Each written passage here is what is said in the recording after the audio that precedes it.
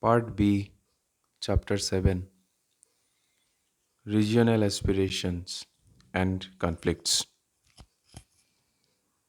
Before starting this chapter, let us discuss about regional aspirations. Regional aspiration means local demands which actually generated by the local people, local area. Because when the central government, state government is not focusing, or rather you can say neglecting, then regional aspirations started. So let's begin this chapter. Geographically, India is a very vast country. India has diverse religions, race, culture, language in numbers. Many countries wonder how India remains united despite having so much diversity and differences. Unity in diversity is a unique feature of India. Still, India has faced many challenges only because of this diversity. Even before independence, different regions were aware of their uniqueness, and this often posed challenge to nation building. Regional aspiration has encouraged regionalism and narrow subnationalism. One of the most important reasons for the failure of nation building or a strong federalism in India is the presence of regional sentiment. Giving too much importance to a particular region can be called regionalism. Sometimes it is artificial, sometimes it is definite. A region can be described as geographical area with a homogeneous culture. It is a psychological concept. Many regions of India have been demanding for autonomy or separation, either by democratic process or through armed struggles.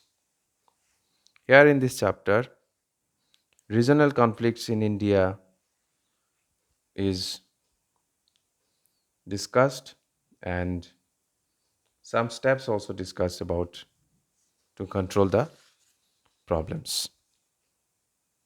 Let's talk about the rise of regional parties.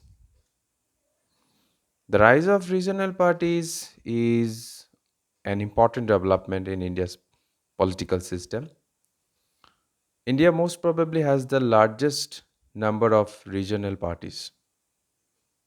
Regional parties are generally formed to solve the local problems of a particular region or area. Regional parties in India have been formed to solve the various political, social, economic, linguistic, religious problems. Some of the reasons can be discussed by the following uh, points, we can say. For example, you should write in the first point negligence of the central government. When the central government of India doesn't treat all the states in the same way, its behavior to some states is said to be stepmotherly. These neglected states form regional parties to achieve their due rights. In second point, you can say regional imbalances. All the states of India are not equally developed. While some are very developed, some are backward, and some are in the mid stage. As a result of these, the leaders of these areas encouraged the feeling of regionalism in the minds of the people. These leaders then form political parties to represent the issues of these regional um, problems and raise the demand of the um, local area for development in front of the central government. Then, in the next point, you can say religion. In India, At times, regional parties are formed on the basis of religion. The number of some local areas living in a area come together and try to spread their religion. Gradually, this group forms a political party. We can take the example of Akali Dal of Punjab. So, in the name of religion, we find that regional parties developed in India. Then we can say language, and we know that reorganization was took place due to the language, and regional parties are also formed on the basis of language. If the central or state government tries to impose on particular language on another group, then this group form a party to safeguard their existence or their language. For example, when central government declared Hindi as national language, DMK was formed in Tamil Nadu. So DMK is an example of regional political party based on language. Then in next point you can say political ambition among the leaders. Another reason for the formation of regional parties in the unfulfilled ambition of leaders of national parties. Most of these leaders try to form regional parties and form the government. In next, we can say weakness of national political parties. No political parties except the left parties have any party discipline, mostly. As a result, taking advantage of this weakness, members often have parties, change parties involved in corruption, etc.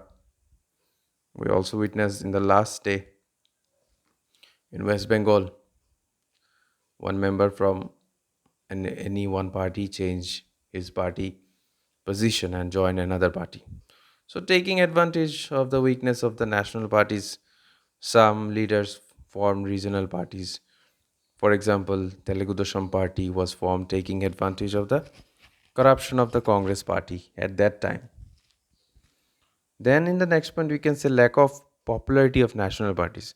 Some policies taken by the national parties are not acceptable by the people of some states due to lack of party discipline of regional leaders. Cannot represent the problems of the region in these parties. As a result, these parties lost their popularity in the states and regional parties are formed. Delay in solving problems. Central government often delays the implementation of certain policies which is important to some states. As a result, regional parties become popular trying to solve these issues.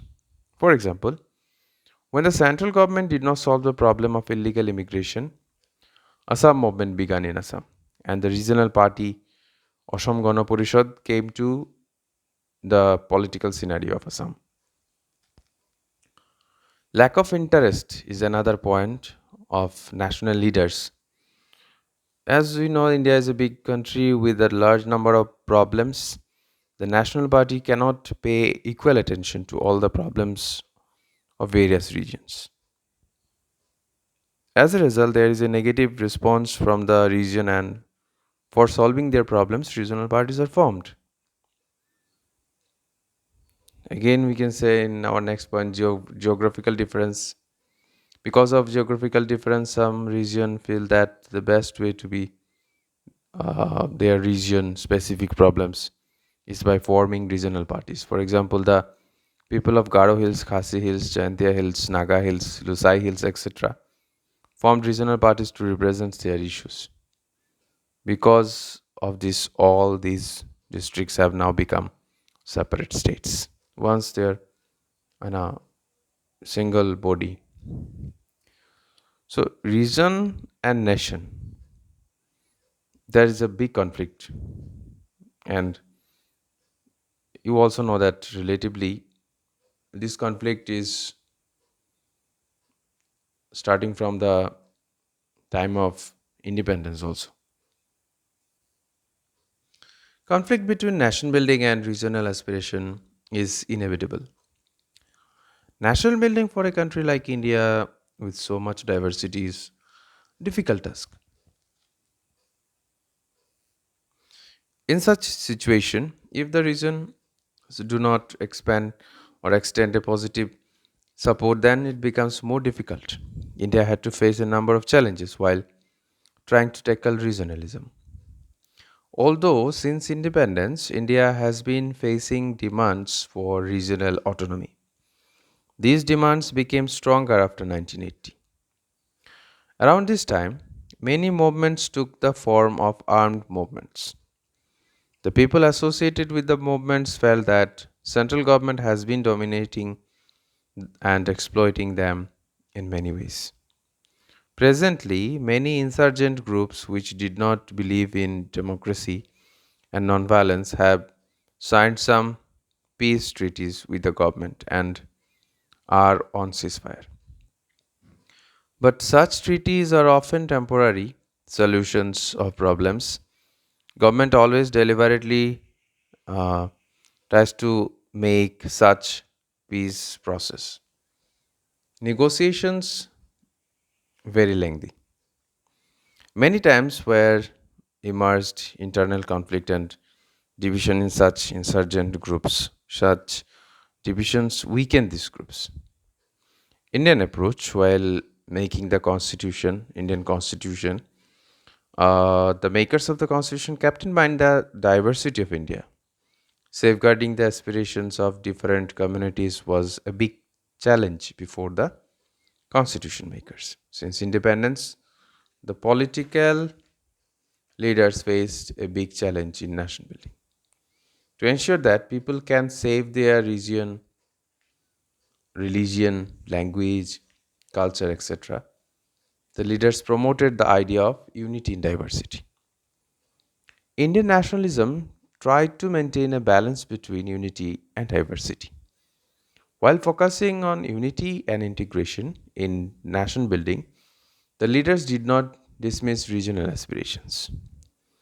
In case of diversity, India has a democratic outlook. This outlook of India is different from the European outlook. This democratic outlook always political uh, a move, always, which also allows political expression of regional aspirations. European outlook treats regional aspiration as anti-nationalism, but at the same time, it gives change to leaders from different regions to represent the unique problems of this region. During policy making, the European governments give a lot of importance to these regional issues, but in such a system, there might be conflict sometimes. Too much emphasis on national unity can have a negative impact on regional aspiration.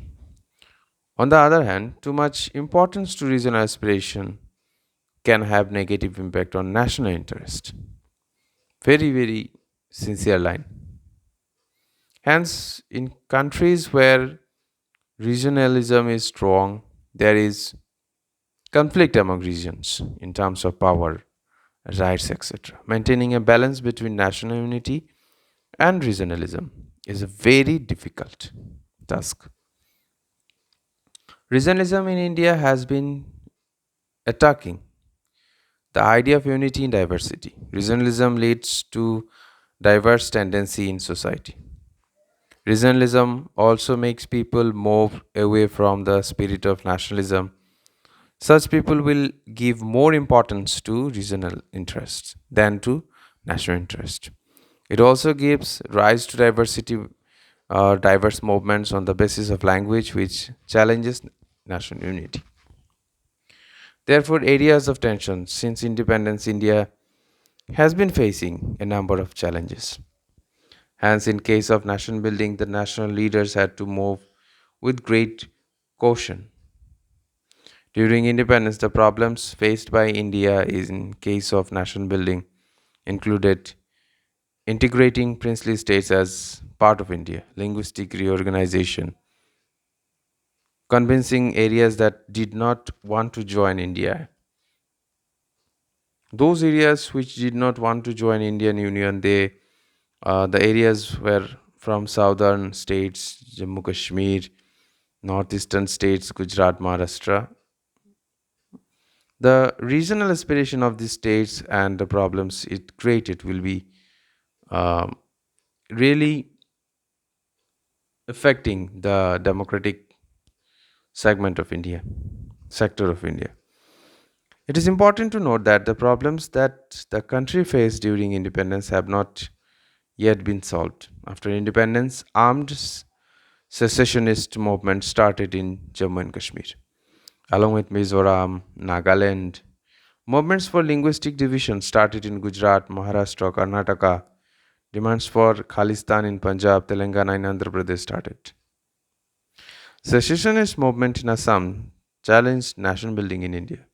Because of such demands, such new states are being created in India even now. For example, Uttarakhand, Chhattisgarh, Jharkhand, Telangana were being formed as a response to the aspiration of various regions. Starting from Punjab crisis, along with Jammu and Kashmir, the regional aspiration of Punjab has also affected India's federal system. In the state reorganization of 1956, the bilingual state of Punjab was formed. The Sikhs were not happy with this and started a movement. This movement was led by Akali Dal, formed on 14 December 1920 to reform Gurudwaras. This group wanted to separate state or Punjabi Suba for Punjabi speaking people. As a result of this movement, Punjab was divided into Punjab and Haryana in 1966, and a separate state for Punjabi speaking people was formed. Political context: after the reorganization of Punjab on the basis of language, Akali Dal came into power in 1967 and 77. Leading a coalition government in Punjab, Akali Dal played a crucial role in the government of Punjab. But the political stand of the party was not clear. Such a view came up because of a number of reasons. For example, firstly, even before the completion of its term, the government was dissolved by the center. Secondly, they could not get much support from the Hindu people. Thirdly, like other religions, like Sikhs, also had class and caste division. The party also failed to win elections continuously. For example, Akali Dal could win only one out of 13 Lok Sabha seats from Punjab in 1971 and 72 state assembly election. It won only 28 seats out of 117 seats. In such a situation, a part of Akali Dal started demanding more autonomy for Punjab from 1970s. Some Sikh leaders even declaring that forming a socialist democratic Sikh states in North India is the main aim of Sikh politics. A Sikh leader, Dr. Jagjit Singh, traveled many countries to gather support for a separate independent Sikh country or Sikhistan. He even planned to form a government in exile in East Pakistan's Nankana Sahib, which is the birthplace of Guru Nanak. Pakistan extended support to Chauhan's anti-India activities, means Jagjit Singh. However, Akali Dal did not support Jagjit Singh's and ideas, and he was suspended from the party. On 11th December 1972, Akali Dal formed a 12-member committee to study the condition of state and the policy of the party. This committee prepared the Annadapur Sahib resolution. This resolution was passed in Akali Dal's conference held in Annadapur Sahib in 1973. This resolution had seven aims.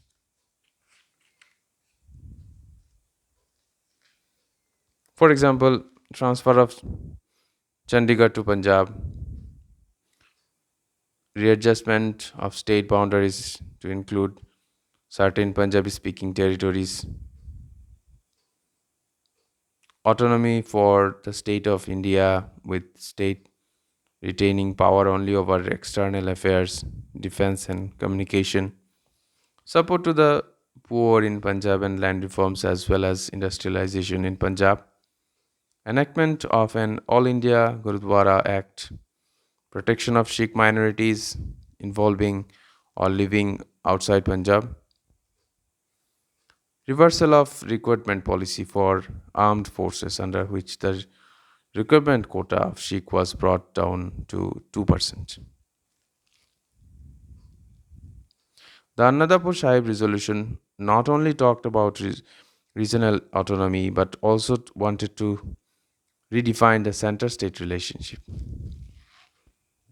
It reflected the demands of the Sikhs when Akali Dal realized that a separate Sikh country is not possible. They demanded that more power should be given to the states. It demanded that states should be given maximum autonomy and center should only to look into the matters of defense, foreign affairs, and currency. This resolution was controversial on a number of fronts. It was written in the Gurmukhi script. Some words were interpreted differently by different people. For the moderates, this resolution wanted greater autonomy only for the state of Punjab. But for others, this was the first step for complete sovereignty of Punjab. The effect of this resolution was very limited on the Sikhs. When the Indira Gandhi government dissolved the Akali Dal government in 1980, a part of Akali Dal started asking about the independent Sikh identity. Some of them started armed revolution for a separate Khalistan. This movement was led by also Dr. Jagjit Singh Chauhan, who was earlier expelled from Akali Dal.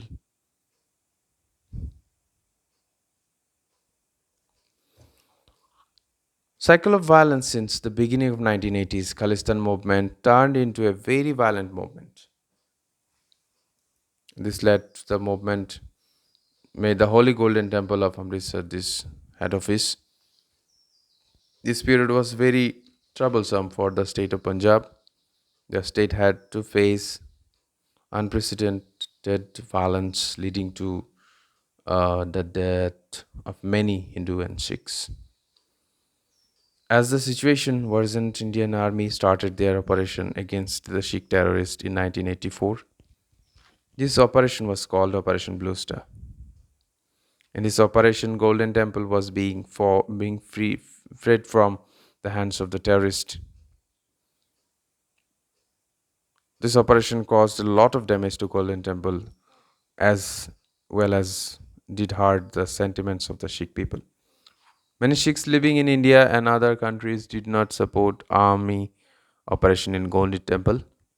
This sentiment encouraged the terrorist organizations. Anti-Sikh riots of 1984. The violent movement of Punjab had far-reaching effects on the Indian political system.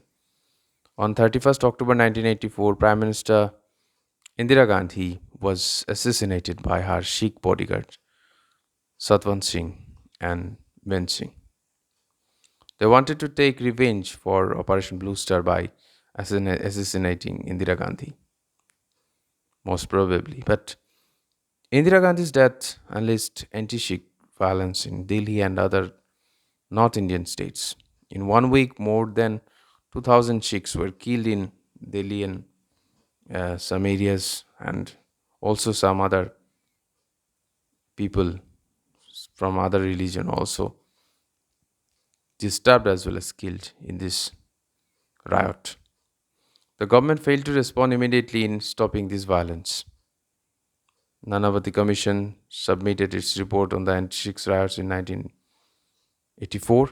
It accused a number of senior and influential Congress leaders for playing a great role to control the mob and to stop this situation and punish the real offender. It was only in 2005 that Dr. Manmohan Singh apologized to the Sikh community. And this apologized the situation and control somehow the situation. Road to peace. After Indira Gandhi's death, her elder son Rajiv Gandhi became the Prime Minister of India. After becoming Prime Minister, this younger leader started talks with the moderate leaders of Akali Dal. As a result, on 24 July 1985, an agreement was signed between Rajiv Gandhi and Akali Dal's president, Harcharan Singh Longwal. This agreement is called Gandhi Longwal Accord or Punjab Accord. The aim of the Punjab Accord was actually to normalize the condition in Punjab as well as in whole state of India. The propositions of Punjab Accord were like Chandigarh should be transferred to Punjab, a commission should be transferred to solve the border dispute between Punjab and Haryana, setting up of a tribunal to discuss the sharing of water RVVs between Punjab, Haryana, and Rajasthan, to terminate the special powers given to army in Punjab, provide relief to people affected by insurgency in Punjab. But the Punjab Accord did not become successful in ensuring peace in Punjab. Different kind of violent activities took place in state for 1 decade. Human rights were violated both by both army and insurgents. One, on the other hand, the Punjab Accord failed to satisfy many leaders. As a result, there was a difference of opinion between the leaders of Akali Dal. In 1987, Akali Dal got divided into two groups. These two groups were led by Surjit Singh Varnala and Prakash Singh Badal. At the same time, another Akali Dal was formed by an ex-army official and extremist leader Simranjit Singh Maan. Later, the Barnala group merged with Badal's group, but in 1999, division took place again between Badal and GS Tora. On the other hand, many groups started to claim that they are the real Akali Dal. However, Punjab Prakash Singh Badal group was emerged as the most powerful group in Punjab. At present, some militant groups in Punjab have been creating problems while demanding for Khalistan. Otherwise, the state is peaceful. 2 decades of violence caused immense damages to the people and their life, property of Punjab. In 1997, state assembly elections were held for the first time after solving the militant problems. The alliance of BJP and Akali Dal, that is from the Badal, won this election. At present, the state enjoys rapid economic growth and one good, effective state in India. So that's all for today's class. We will discuss other issues like Kashmir situation in our next class. तो आज की छुट्टी